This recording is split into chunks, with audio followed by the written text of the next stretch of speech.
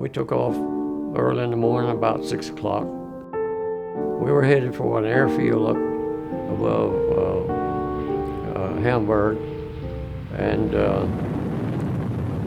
we got about south of Hamburg, and the fighters got to us, and we were knocked out of the air.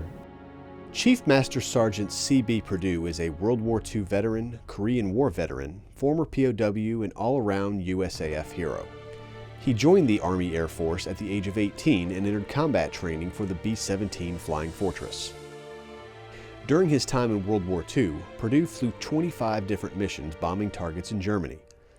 His missions would come to an end on April 7, 1945, when his plane was struck by enemy fire.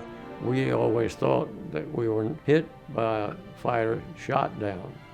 We weren't. I learned later that we were rammed intentionally by a German Me-109 German fighter. Falling from 18,000 feet, Perdue's heroics began. The navigator closest to the escape hatch on the B-17, which is just sort of like under the feet of the pilot's controls. And he was having a little trouble getting the door open. I came along and I helped get the door open, and he bailed out first, and I was behind him. 5 got out of a crew of 8. The pilot, co-pilot, waist gunner, navigator, and myself. As he fell to the ground, C.B. could see German troops surrounding the area where he would land. I floated down for quite a while, and I had this P-51 that came by, and he saw me floating, and he circled me a couple of times to protect me from German fighters. And when I hit the ground, a German soldier with a rifle took me captive.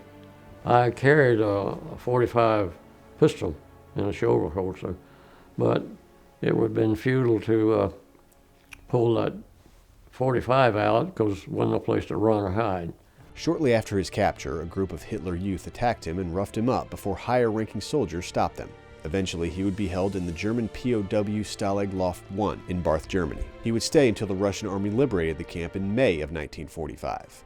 After his return home, he would re-enlist and serve 30 more years in the military and retire as a Chief Master Sergeant. Perdue said his final mission was to share his story of survival with the world and explain why freedom isn't free.